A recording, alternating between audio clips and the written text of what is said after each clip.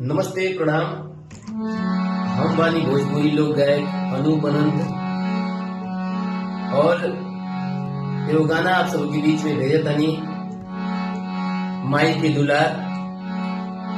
ई गाना आई प्रियम सर के फेसबुक पेज से आई गाना।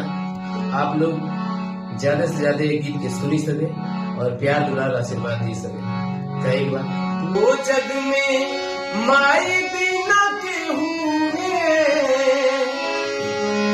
हो, जग में माई बिना केहू सहाय ना होई हो, सहाय ना होई केहू के तनो दुलारी माई ना होई हो, केहू के तनो दुलारी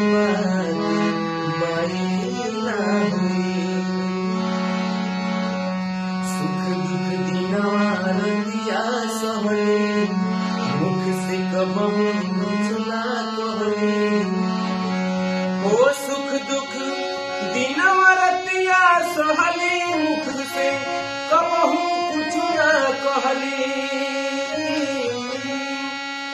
हो। उनकर आचरा से बढ़ी के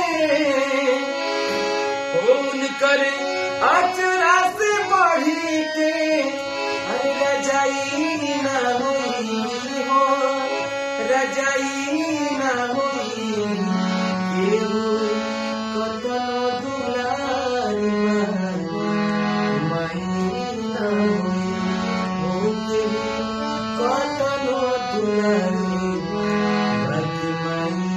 ना होई।